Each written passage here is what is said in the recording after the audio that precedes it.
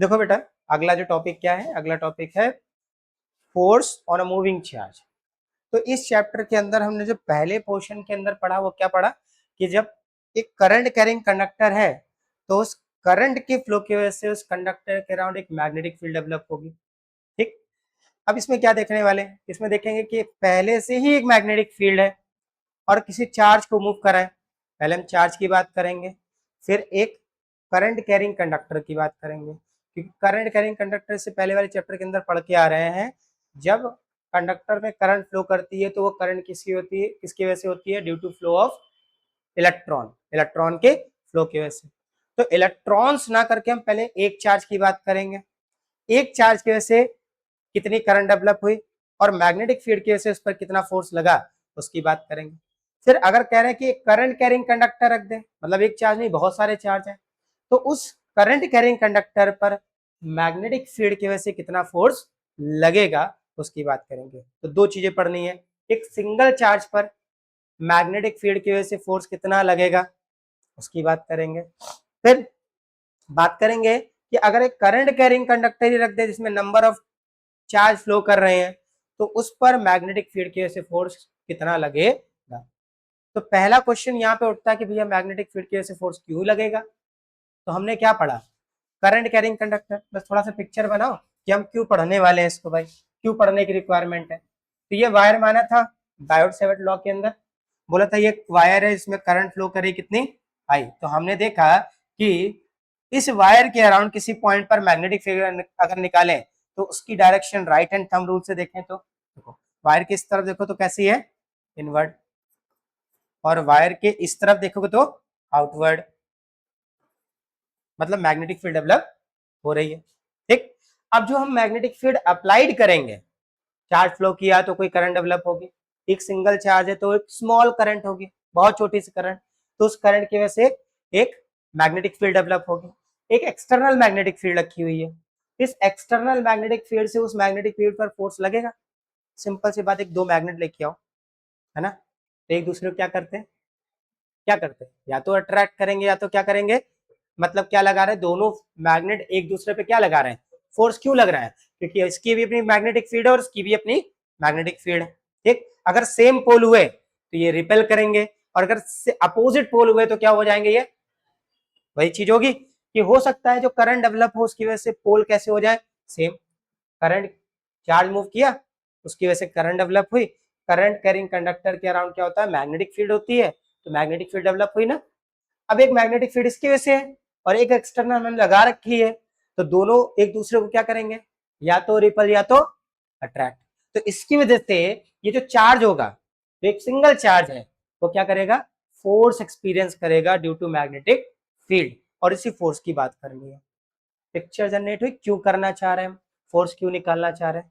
ठीक है, तो ये जो फोर्स है, मान लो यहाँ पर हम तीन एक्सेस दिखा रहे हैं बेटा, तीनों एक्सेस को पहले अच्छे से समझ लो।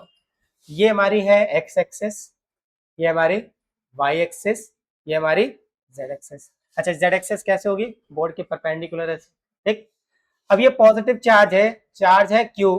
ठीक, जो इस मैग्नेटिक मैग्नेटिक फील्ड पहले मान लेते हैं मैग्नेटिक फील्ड जो है वो हमारी कहाँ पर है बेटा, एक्स एक्सेस पे काम कर रही है। कहाँ काम कर रही है, एक्स एक्सेस पर। इस मैग्नेटिक फील्ड से एंगल थीटा पर एक पॉजिटिव चार्ज v वेलोसिटी से मूव कर रहा है। ठीक है, तो क्वेश्चन मेरा है कि अगर हम तुमसे पूछे कि ये जो चार्ज पार्टिकल है वो किस प्लेन पर मूव कर रहा है, देखो किन दो एक्सेस के बीच में मूव कर रहा है, एक्स और, तो किस प्लेन पर मूव कर रहा है, एक्स जेड प्लेन। कौन सा प्लेन हो जाएगा, एक्स जेड प्लेन। ये बात समझ में आई कि नहीं आई, कोई डाउट तो नहीं। ठीक, तो अब कोई भी चार्ज अगर मूव करेगा तो चार्ज मूव करेगा तो करंट होगी, करंट होगी तो उसके अराउंड क्या होगी, मैग्नेटिक फील्ड होगी। तो ये मैग्नेटिक फील्ड इस वाले चार्ज पर एक फोर्स लगाएगी, क्यों, क्योंकि इसकी वजह से भी एक स्मॉल मैग्नेटिक फील्ड डेवलप हो रही है। तो ये जो फोर्स होगा मैग्नेटिक फोर्स, वो क्या होगा उसकी बात करेंगे। तो क्या है बेटा कि जो मैग्नेटिक फोर्स मैग्नेटिक फील्ड की वजह से चार्ज पर लगेगा, वो जाना चाह रहा था चार्ज ऐसे। ठीक, अब हो सकता है ये चार्ज ऐसे मुड़ जाए, समझना ध्यान से, फोर्स लगा, ठीक है, तो चार्ज हो सकता है ऐसे मुड़ जाए या हो सकता है ऐसे मुड़ जाए, डिपेंड करेगा। अगर फोर्स अट्रैक्टिव है तो ये इधर की ओर भागेगा, अगर फोर्स इपल्सिव है तो। ठीक, अच्छा, बस इसी को क्लियर करते हैं।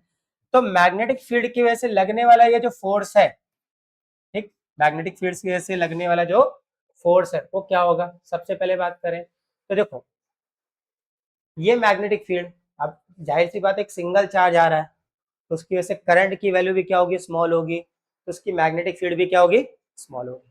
ठीक, तो डिपेंड किस पे कर रहा है फोर्स, इस वाले वजह से। अगर ये मैग्नेटिक फील्ड होती नहीं तो इस पर फोर्स लगता है क्या, नहीं लगता।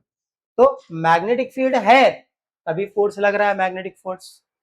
अच्छा, अब मैग्नेटिक फील्ड का स्ट्रेंथ जो एक्सटर्नल है, इसका स्ट्रेंथ बढ़ाते जाओ तो फोर्स की वैल्यू बढ़ेगी घटेगी। जब ये मैग्नेटिक फील्ड आई तभी तो क्या लग रहा है, इस पर फोर्स लग रहा है ना। अगर ये मैग्नेटिक फील्ड हो ही ना तो फोर्स लगेगा। पीछे देखा तो भी हम लोगों ने, उल्टा क्या लगा रहा है, ये अलग अलग पॉइंट पर मैग्नेटिक फील्ड लगा रहा है ना। ठीक है, तो इसका मतलब अगर हम मैग्नेटिक फील्ड नहीं लगाएं तो कोई फोर्स नहीं, और अगर मैग्नेटिक फील्ड को बढ़ाते जाए तो फोर्स की वैल्यू भी क्या होगी, बढ़ती जाएगी। फोर्स की वैल्यू भी क्या होगी, बढ़ती जाएगी। तो मैग्नेटिक फोर्स डायरेक्टली प्रोपोर्शनल होगा मैग्नीट्यूड ऑफ मैग्नेटिक फील्ड। कौन सी, जो हम अप्लाइड कर रहे हैं, कौन सी, एक्सटर्नल वाली, कौन सी, एक्सटर्नल वाली। ठीक, दूसरा पॉइंट समझो। अब यह एक सिंगल चार्ज है, अगर कई सारे चार्ज फ्लो कराएं भाई फोर्स तो एक्सपीरियंस होगा ना। ठीक, एक सिंगल चार्ज पे फोर्स क्या होगा, कम होगा, लेकिन कई सारे चार्ज हो तो फोर्स क्या होगा, ज्यादा। इसका मतलब चार्ज का अगर मैग्नीट्यूड बढ़ाते जाए तो उस पर लगने वाला फोर्स भी क्या होगा, बढ़ता जाएगा। तो मैग्नेटिक फोर्स डायरेक्टली प्रोपोर्शनल होगा किसके बेटा, चार्ज के, इसके चार्ज के। ठीक, अब देखो ध्यान से, जितनी तेज ये चार्ज मूव करेगा इस पे लगने वाला मैग्नेटिक फील्ड की वजह से जो फोर्स होगा वो भी क्या होगा, बहुत ज्यादा होगा। ठीक, अच्छा, तो क्या हो गया, जो मैग्नेटिक फोर्स है वो डायरेक्टली प्रोपोर्शनल है किसके, velocity of charge particle, velocity of charge particle. ठीक, क्योंकि जितनी तेज चार्ज मूव करेगा करंट की जो वैल्यू होगी उतनी ही ज्यादा। भाई धीरे धीरे फ्लो कर रहा है तो करंट की वैल्यू क्या होगी, कम। अगर तेजी से मूव किया तो करंट की वैल्यू क्या होगी, ज्यादा। ठीक, अच्छा, चौथा पॉइंट क्या है, चौथा पॉइंट बेटा देखो ध्यान से, अगर एक लॉजिकल सोचे यहां से तो भैया ये इन तीनों पे डिपेंड कर रहा है। तो अगर हम ध्यान से देखें तो इसका जो वेक्टर फॉर्म आएगा वो क्या आएगा, मैग्नेटिक फील्ड है, वेलोसिटी है, इसके बाद क्या है, फोर्स, और चार्ज तो स्केलर हमें पता है। तो क्या बन सकता है भाई, वेलोसिटी पे डिपेंड कर रहा है, मैग्नेटिक फील्ड पे डिपेंड कर रहा है। जब मल्टीप्लाई करोगे तो दो वेक्टरों का मल्टीप्लीकेशन एक नई वेक्टर क्वांटिटी दे रहा है जो क्या है, फोर्स। क्या है, फोर्स, क्या है, फोर्स, यानी क्रॉस आएगा, क्या आएगा, क्रॉस। और क्रॉस जब भी आता है तो हम कहते हैं क्या है, साइन थीटा, उनके बीच का जो एंगल होगा वो क्या होगा, साइन थीटा। मतलब जो फोर्स है, मैग्नेटिक फोर्स, वो डायरेक्टली प्रोपोर्शनल होगा sine of the angle between magnetic field and velocity of the charge particle. ये चारों पॉइंट समझ में आया क्या, कोई डाउट तो नहीं। अच्छा, कंबाइन कर दो इनको, तो कंबाइन किया तो क्या बन गया, directly proportional Q V B sine theta. ठीक, मुड़ कौन है, वी, ये मुड़ रही क्या, मैग्नेटिक फील्ड की डायरेक्शन चेंज हो रही क्या, कौन मुड़ रहा है ये, इसका मतलब साफ है कि इससे इसका हमें क्या करना है, क्रॉस। ठीक, अच्छा, इसको हम लिख सकते हैं एफ एम, प्रोपोर्शनल साइन की वैल्यू 1, तो Q V B sine theta आया। ठीक, आया ना। अच्छा, इसको वेक्टर फॉर्म में लिखे तो क्या बन जाएगा, एफ एम मतलब force due to magnetic field vector, Q V cross B, V cross B. इसका जो वेक्टर फॉर्म होगा वो क्या होगा, F M equal to vector equal to Q V cross B, V cross B. अब ये जो वी क्रॉस बी है इसका जब क्रॉस प्रोडक्ट निकालोगे तो क्या आएगा, मैग्नेटिक फोर्स आएगा, उसकी डायरेक्शन मिलेगी। तो इसके डायरेक्शन निकालने के तीन मेथड है, तीन रूल है, तो तीनों बता रहे हैं, और जो तुमको बेस्ट लगे उसको अडॉप्ट कर लो। तीनों रूल समझो पहले, फिर यहाँ पर डायरेक्शन की बात करेंगे। देखो रूल्स क्या है, rule number 1 cross product, rule number 1 क्या है बेटा, क्रॉस प्रोडक्ट।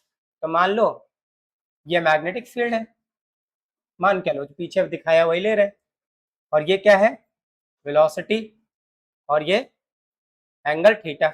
ये दोनों कहाँ लाई कर रहे हैं? तो आंसर है ये दोनों एक्स वाई प्लेन पर ही लाई कर रहे हैं। वो अलग बात है कि ये एक्स एक्सिस पे है और ये प्लेन पर है। कौन सा? X Z plane, X Z plane, ठीक, यानी एक ही प्लेन पर है। अगर दो वेक्टर एक ही प्लेन पर लाई कर रहे हो, ठीक है, और दो वेक्टर को रिप्रेजेंट कर रहे हैं, तो उनका जो रिजल्टेंट वेक्टर होगा हमेशा कहाँ होगा? Perpendicular to the both vector, ठीक। तो अगर मान लो ये है और दूसरा ये है, तो डायरेक्शन कैसे निकालोगे? क्या करना है? v cross b। क्या करना है? v cross b। तो देखो मान लो कि जो v है वो ऐसे है, कैसे देखते हैं? ऐसे देख लेते हैं। देखो मान लो ये मैग्नेटिक फील्ड, ये हो गई अपनी वेलोसिटी, ये हो गई वेलोसिटी, ठीक। वेलोसिटी की डायरेक्शन में फिंगर को रखो और टर्न करो किधर? बी की तरफ। किधर? बी की तरफ। ऐसे टर्न करो, ऐसे टर्न करो, थंब को ओपन करते हुए टर्न कराया, थंब ऊपर, तो फोर्स की डायरेक्शन कहाँ है? ऊपर। कहाँ है? ऊपर, ठीक, समझ आया? ठीक है, तो क्या हो जाएगा? डायरेक्शन ऑफ फोर्स कहाँ है कि बेटा? अपवर्ड, जो बराबर होगा क्यू वी क्रॉस। आया? अच्छा यहीं पर ये पॉजिटिव चार्ज ना होकर नेगेटिव चार्ज हो, पॉजिटिव चार्ज ना होकर क्या हो? नेगेटिव। तो देखो वेलोसिटी तो इधर मानोगे, लेकिन करंट की डायरेक्शन उससे क्या होती है? अपोजिट। तो फोर्स की डायरेक्शन भी क्या हो जाएगी? अपोजिट, ठीक है। पॉजिटिव चार्ज ले रहे हो ना, तो फोर्स ऊपर है, और नेगेटिव चार्ज होता तो वेलोसिटी, जो करंट होता है इधर की ओर होता, तो रिजल्टेंट फोर्स कहाँ लगता? नीचे की ओर। ये याद रखना है, ठीक। अच्छा सेकेंड रूल क्या है? By Fleming's left hand rule. तो ये क्या था? अगर हम अपने लेफ्ट हैंड की, ये है लेफ्ट हैंड अपना, तीनों फिंगर को स्ट्रेच, इस तरह स्ट्रेच करें, कौन सा? Thumb, four finger and middle finger, इस तरह से ये तीनों एक दूसरे पर क्या हो? परपेंडिकुलर। दिख रहा है? हाँ, ठीक है। तो ये जो फोर फिंगर है ये डायरेक्शन ऑफ मैग्नेटिक फील्ड बताएगी, डायरेक्शन ऑफ मैग्नेटिक फील्ड। ये जो मिडिल फिंगर है वो चार्ज के मोशन या करंट को बताएगा, चार्ज के मोशन या करंट को, ठीक। तो थंब पॉइंट करेगा direction of magnetic field, direction of magnetic force, sorry, direction of magnetic force. देखो फोर्स ऊपर लग रहा है, देखो यही, देखो यही चीज, देखो मैग्नेटिक फील्ड, ठीक, वेलोसिटी, देन फोर्स अपवर्ड। अगर मान लो ये नेगेटिव चार्ज होता, क्या होता? तो इससे अपोजिट डायरेक्शन लेनी पड़ती तुमको, तो फोर्स कहाँ आ जाता? नीचे। यही तो बताया था ना यहाँ पे भी, यही बताया था ना, ठीक है। तीसरा रूल है बेटा by right hand palm rule. अपने पाम को ऐसे इस तरह से स्ट्रेच कर लो और ऐसे रखो, बिल्कुल देखो, ठीक। कैसे? ऐसे रखना है, ध्यान से देखो। अब मोशन किधर है? इधर, ऐसे रखो, ऐसे, ठीक।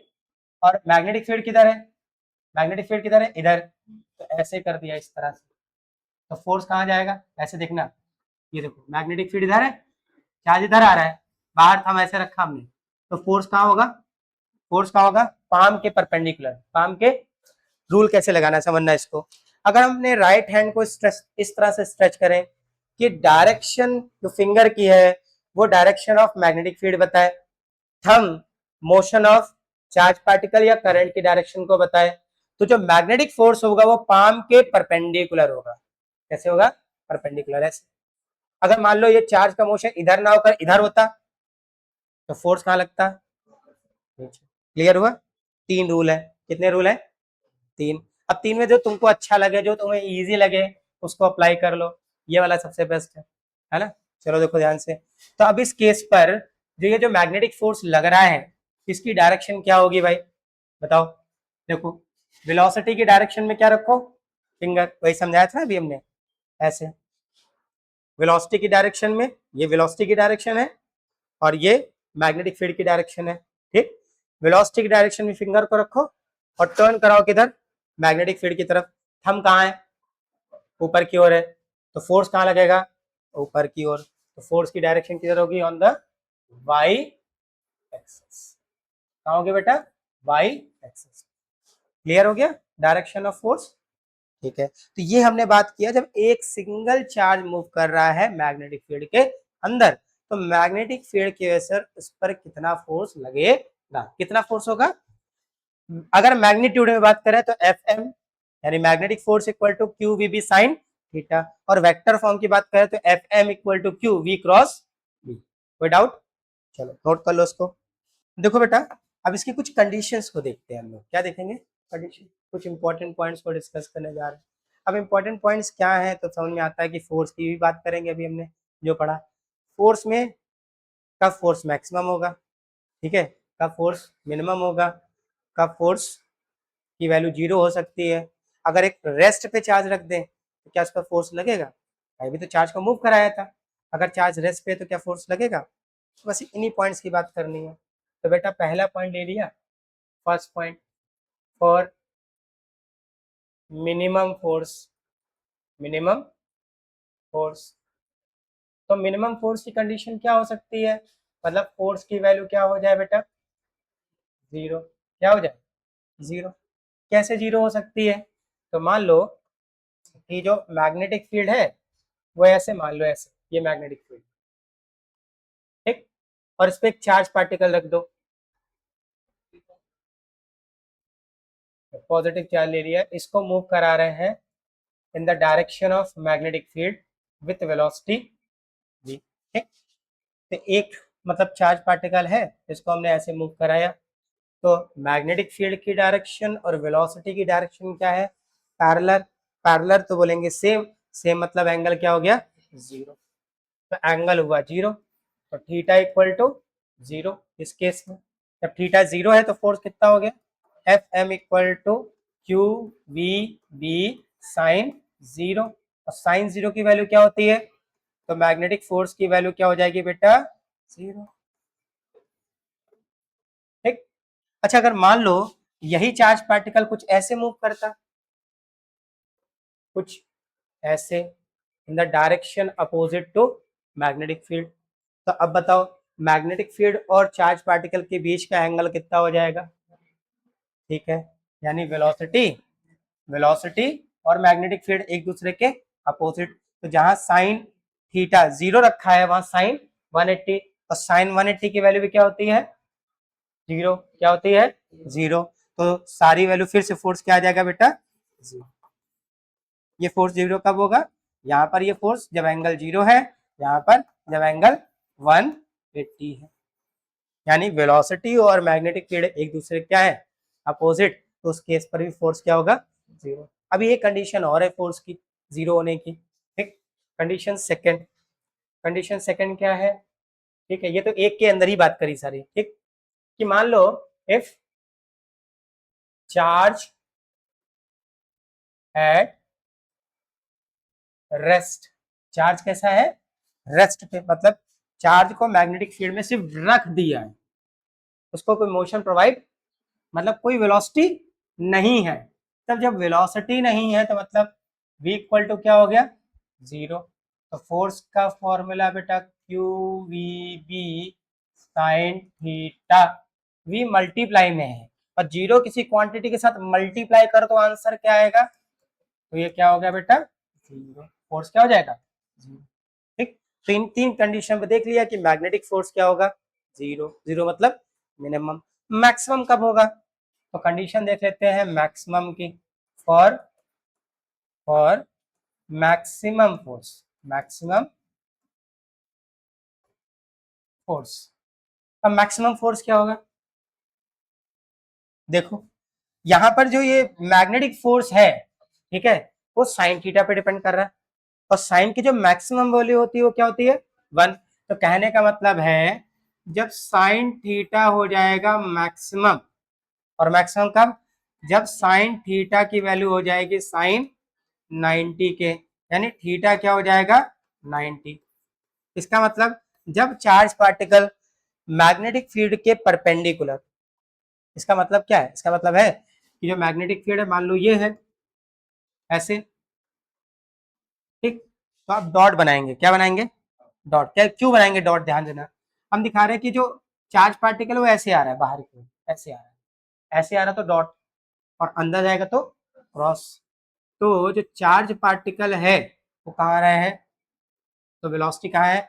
आउटवर्ड। मतलब इन दोनों के बीच का एंगल कितना है बेटा? ये अगर z है तो ये x है, यानी दोनों एक्सेस एक दूसरे पर परपेंडिकुलर। तो वेलोसिटी और मैग्नेटिक फील्ड एक दूसरे पे क्या होंगे? परपेंडिकुलर। तो उस केस पर फोर्स हो जाएगा मैक्सिमम। मैक्सिमम कितना? तो साइन थीटा की वैल्यू रख दो 1, तो बन गया F M equal to Q V B. ये है मैक्सिमम फोर्स किसकी वजह से? Due to magnetic field on charge particle, due to magnetic field on charge particle. कोई डाउट? चलो नोट करो उसको फटाक से। फिर पहला क्वेश्चन देखते हैं on the basis of this magnetic force. क्या है बेटा क्वेश्चन? देखो पहले क्वेश्चन पढ़िए। क्वेश्चन कह रहा है an alpha particle of mass, एक अल्फा पार्टिकल है जिसका मास कितना है 6.65 into 10 to the power minus 27 kg, ठीक, is travelling at right angle to the magnetic field, magnetic field के से राइट एंगल मतलब परपेंडिकुलर, तो थीटा कितना हो गया बेटा 90 डिग्री, ठीक, with speed v equal to 6 into 10 to the power 5 metre पर सेकेंड, ठीक। The strength of the magnetic field, यानी मैग्नेटिक फील्ड की स्ट्रेंथ दे रखी है 0.2 टेस्ला, 0.2 टेस्ला, ठीक। Calculate the force on the alpha particle, alpha particle पर force निकालना है ड्यू टू मैग्नेटिक फील्ड, और क्या निकालना है एंड इट्स एक्सेलरेशन। ये दो चीजें हमें कैलकुलेट करनी है।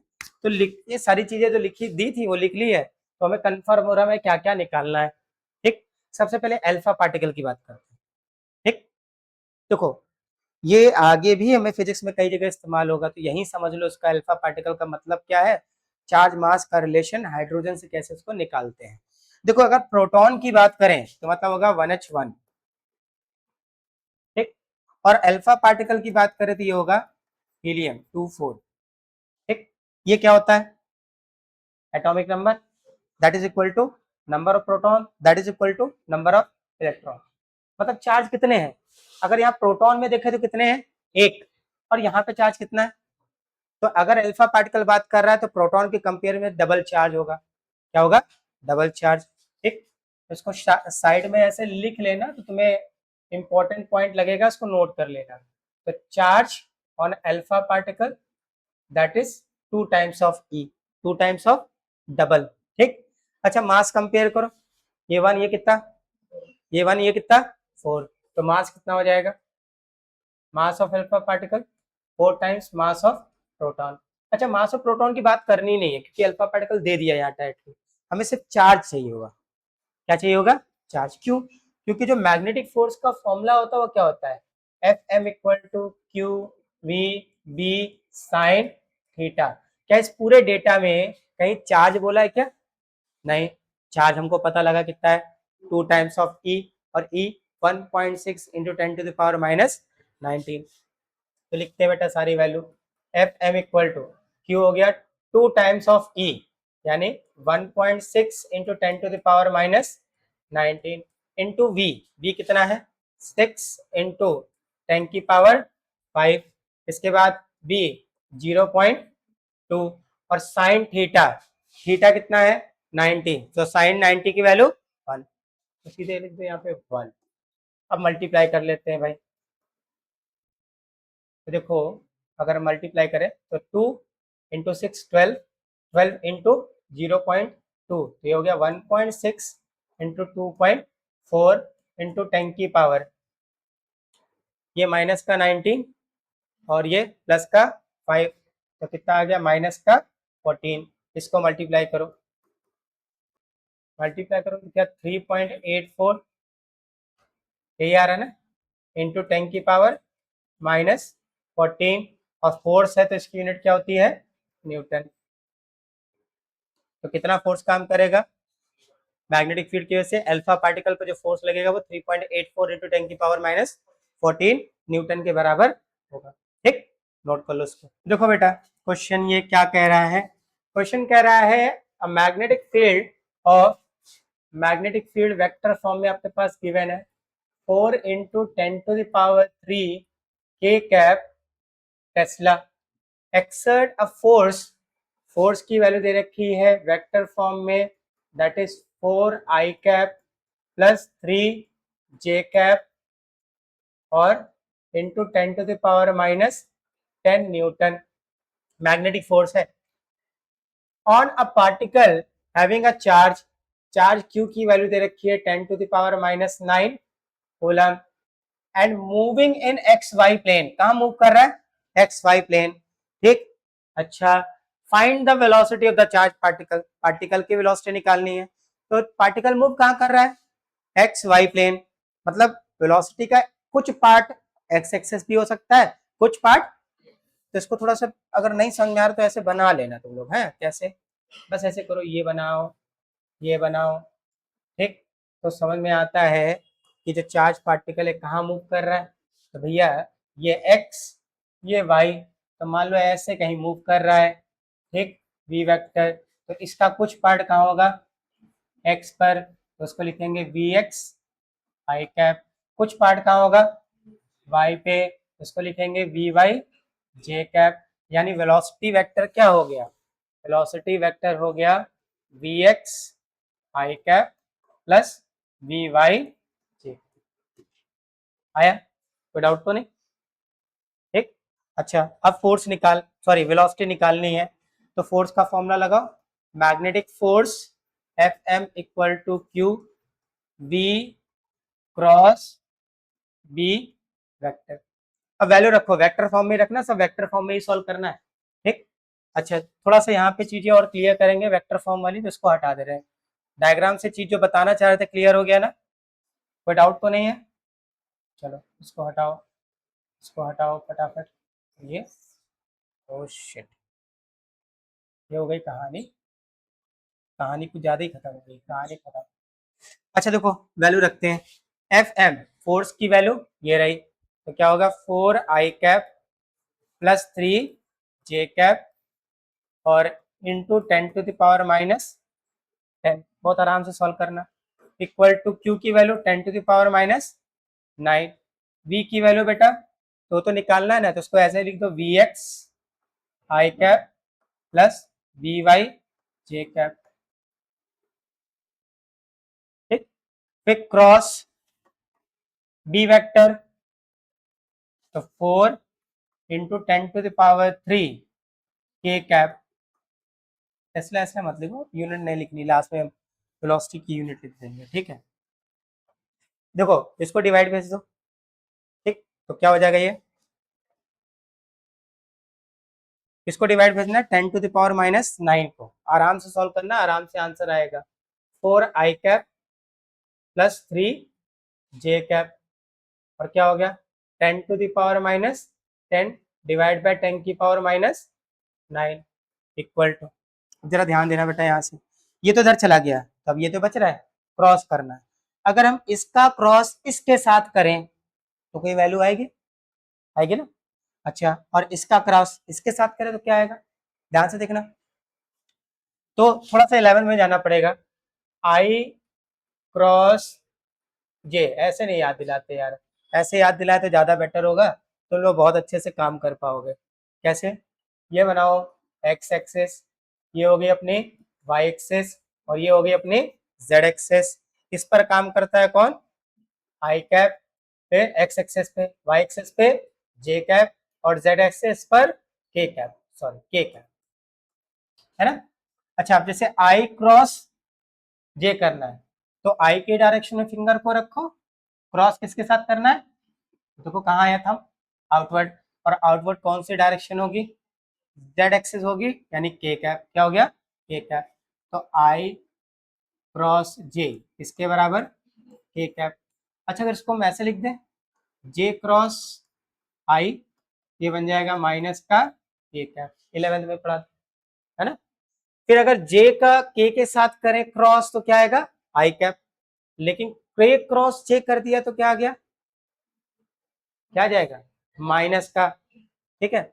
अच्छा, दिमाग में बैठ गया, अब जरा यहाँ लगाओ, तो वी एक्स आई कैप का क्रॉस इसके साथ करो, वी एक्स आई क्रॉस का क्रॉस प्रोडक्ट किसके साथ, इसके साथ, ये बीच वाला जो है ना मल्टीप्लाई नहीं है, क्रॉस है, क्या है, ये वाला क्रॉस है, देखो ये वाला क्रॉस, ये वाला यहाँ लगा है, ठीक।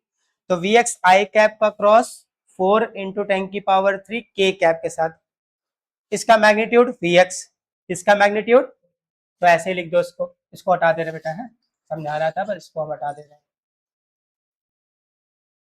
ठीक है, तो अगर हम यहाँ लिखें तो देखो इसका क्रॉस इसके साथ हो गया V X, four V X into 10⁻3, 4vx into 10⁻3।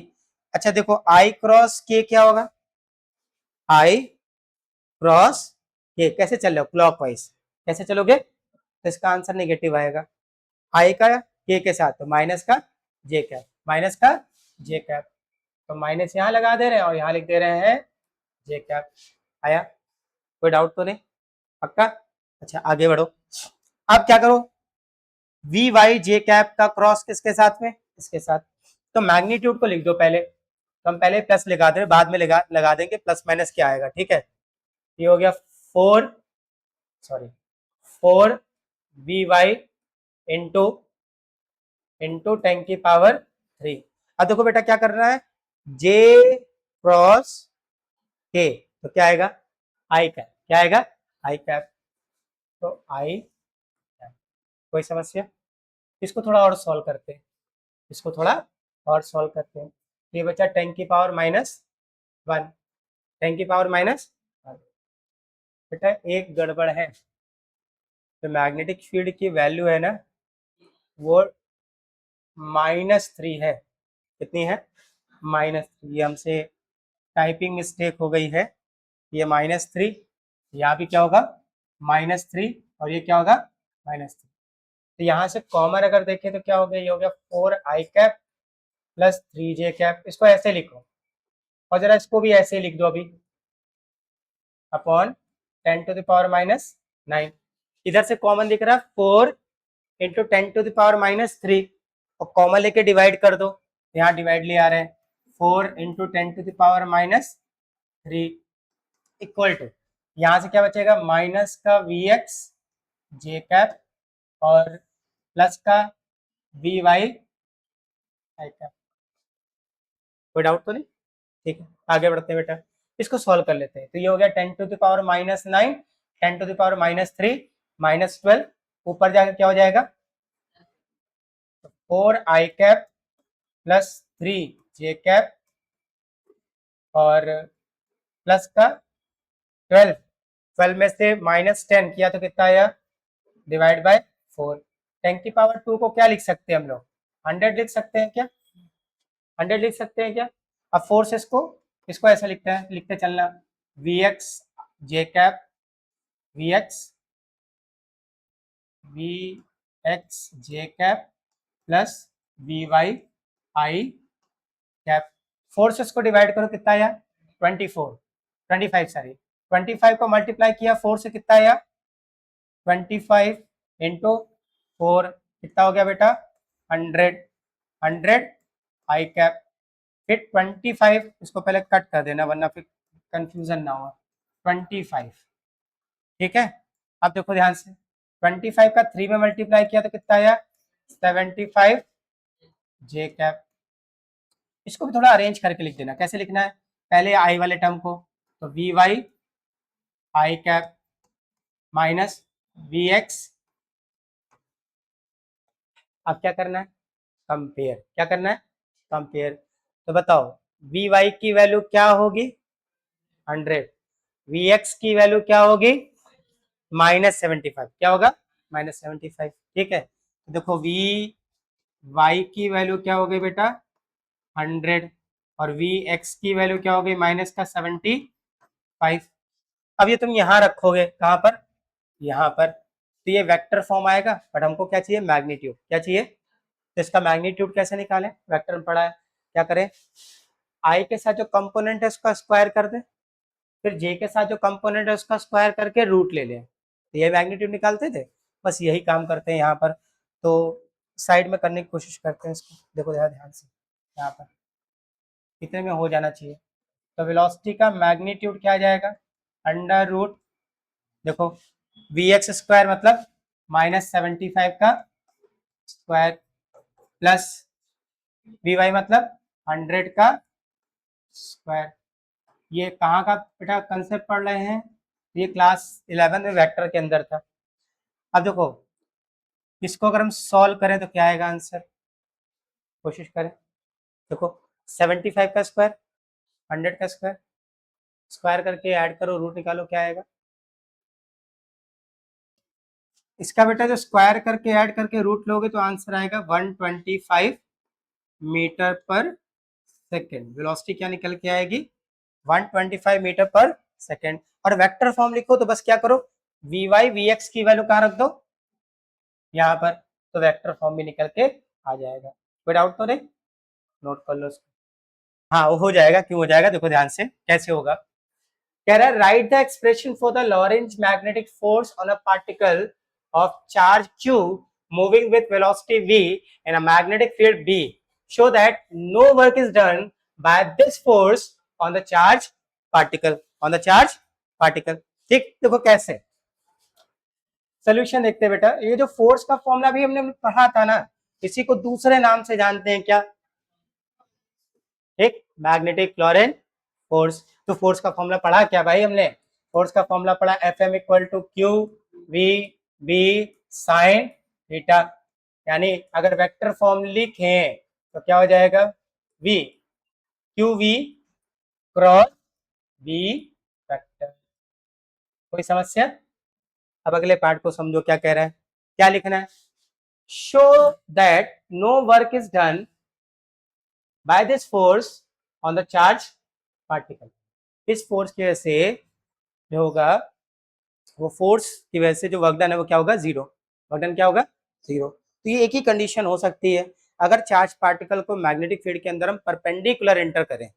कैसे एंटर करें? परपेंडिकुलर। तो देखो कैसे होगा, समझो। देखो मान लो मैग्नेटिक फील्ड ऐसे काम कर रही है, these are uniform magnetic field. अब एक चार्ज पार्टिकल है मान लो पॉजिटिव, इसको हम एंटर करा रहे हैं v वेलोसिटी से। अब ध्यान से देखो मैग्नेटिक फील्ड कैसी है? इनवर्ट। फ्लेमिंग्स लेफ्ट हैंड लगाते हैं, ठीक। लगाने तो हम क्रॉस भी लगा सकते हैं। देखो कैसे, पेन कहाँ चला गया भाई? ये देखो, देखो मैग्नेटिक फील्ड कहाँ है? अंदर। वेलोसिटी कहाँ है? ये रहा, ठीक। तब देखो वेलोसिटी के डायरेक्शन में फिंगर को रखो, टर्न कराओ किधर? Magnetic field. तो फोर्स कहाँ लगा? अपवर्ड। एक रूल। अब लेफ्ट हैंड से कैसे निकालोगे? तो मैग्नेटिक फील्ड कहाँ है? Inward. Motion of charge particle किधर है? इधर। तो फोर्स कहाँ लगा? ऊपर, ठीक। तो फोर्स की जो डायरेक्शन होगी वो कहाँ होगी? अपवर्ड। ऐसे आया? कोई समस्या? मतलब मैग्नेटिक फील्ड ये ऐसे, वेलोसिटी ये, और फोर्स कहाँ है? ये परपेंडिकुलर, इस तरह से, ठीक। तीनों एक दूसरे पे क्या है? परपेंडिकुलर। तीनों दूसरे क्या है? परपेंडिकुलर। तो थीटा कितना हो गया? 90 degree by force perpendicular to velocity as well as magnetic field, ठीक। देखो मान लो चार्ज पार्टिकल यहां से यहां तक एक डिस्टेंस ट्रेवल कर रहा है, करेगा ना? वैसे तो मोशन ऐसे नहीं होगा, ऊपर की ओर फोर्स लगा ना, ये जाना चाहेगा ऐसे, लेकिन ये जो फोर्स है इसको ऊपर की ओर खींचेगा तो ये जाएगा ऐसे, जाएगा ऐसे। अगर इसके छोटे से पार्ट को ले ले तो जो छोटा सा पार्ट होगा उसका डिस्टेंस मान लो कितना है? d। डिस्प्लेसमेंट कितना है? d। तो वर्क डन कितना हुआ फोर्स के through? Work done equal to force into यानी डॉट एफ डॉट डी। तो क्या हो जाएगा? F D cos theta. और थीटा कितना है? 90। कॉस 90 की वैल्यू क्या होती है बेटा? तो वर्क डन कितना हो जाएगा? जीरो। तो हुआ क्या? देखो समझो यहाँ पे कहानी क्या है। मैग्नेटिक फील्ड की वजह से चार्ज पार्टिकल पर फोर्स लगा और चार्ज पार्टिकल परपेंडिकुलर मूव कर रहा है। तो ये जो फोर्स लग रहा है वो इस पर कोई वर्क डन नहीं कर रहा है। अगर कोई वर्क डन नहीं कर रहा है तो मतलब कोई काइनेटिक एनर्जी स्टोर नहीं होगी, और अगर काइनेटिक एनर्जी स्टोर नहीं होगी तो इसकी एनर्जी ना बढ़ेगी ना घटेगी। तो फोर्स का काम क्या है? यहाँ पर ये जो मैग्नेटिक फोर्स लग रहा है वो इस चार्ज पार्टिकल की डायरेक्शन को चेंज करेगा। क्या करेगा? देखो ये जा रहा था इधर, बट फोर्स ने कहा बेटा तुम कहाँ जा रहे हो, घूम के आओ इधर, तो उसको मुड़ा लिया इधर, ठीक। अच्छा मान लो चार्ज पार्टिकल यहाँ पहुंच गया, यहाँ पर। अच्छा अब चेक करो वेलोसिटी, टेंजेंट ड्रॉ करो तो ये जाएगी वेलोसिटी। मैग्नेटिक फील्ड कहाँ है? अंदर। अब क्या देखो मैग्नेटिक फील्ड ये, वेलोसिटी ये है। करते हैं वी क्रॉस बी, तो वी की डायरेक्शन में फिंगर को रखा और टर्न कराया किधर? बी की तरफ। तो फोर्स का लगा इधर, तो फोर्स किधर लगेगा, इधर, और ये फिर मूव करेगा ऐसे। तो अगर ध्यान से देखो तो चार्ज पार्टिकल एक सर्कुलर पाथ पे मूव करेगा, तो ये चार्ज पार्टिकल कोई वर्क डन नहीं करेगा, जबकि क्या करेगा, सिर्फ एक सेंट्रीपिटल फोर्स प्रोवाइड करेगा, ताकि ये चार्ज पार्टिकल मैग्नेटिक फील्ड के अंदर जब मूव करे परपेंडिकुलर, मैग्नेटिक फील्ड के अंदर एक सर्कुलर पाथ पे मूव कर सके या आर्क पाथ पे मूव कर सके। कंडीशन यही रखनी है कि चार्ज पार्टिकल मैग्नेटिक फील्ड के परपेंडिकुलर एंटर करेगा। ठीक, हम लोग पढ़ेंगे इसके बारे में, जब चार्ज पार्टिकल एंटर करेगा मैग्नेटिक फील्ड के अंदर परपेंडिकुलर, तो फोर्स मैक्सिमम बात कर चुके हैं। अब जब ये मूव करेगा तो सर्कुलर पाथ पे मूव करेगा, तो सर्कुलर पाथ की रेडियस क्या होगी वो कैलकुलेट करेंगे, एक कंप्लीट करने में टाइम कितना लगेगा, टी टाइम, वो कैलकुलेट करेंगे। फ्रीक्वेंसी भी होगी, कितनी फ्रीक्वेंसी से रोटेट कर रहा होगा वो भी निकालेंगे। एक एंगल भी टर्न कर रहा है, तो एंगुलर फ्रीक्वेंसी क्या होगी वो भी कैलकुलेट करेंगे। ठीक, तो एक क्वेश्चन आया था इसी के बेस पर, तो इसको हमने करवा दिया यहाँ पर। आगे इसका डेरिवेशन हम लोग आगे देखने वाले हैं, बट वर्क डन इसकी वजह से क्या होगा, जीरो। इस फोर्स के थ्रू कोई वर्क डन नहीं होगा। वर्क डन नहीं हो रहा मतलब चार्ज पार्टिकल की वेलोसिटी नहीं बढ़ेगी। क्यों नहीं बढ़ेगी, वर्क डन ही बराबर होता है किसके, पोटेंशियल एनर्जी और kinetic energy, but charge particle यहाँ तो मूव कर रहा है, तो कौन सी एनर्जी, काइनेटिक एनर्जी, वो बढ़ी नहीं। क्या हो रहा है, इसको सब इसके पाथ को चेंज कर रहा है, क्या कर रहा है, पाथ को चेंज कर रहा है। कोई समस्या, ठीक है, चलो नोट कर लो, ये आज का आखिरी क्वेश्चन था। नेक्स्ट टर्न पे हम लोग इसके बाद की कहानी समझेंगे। ठीक।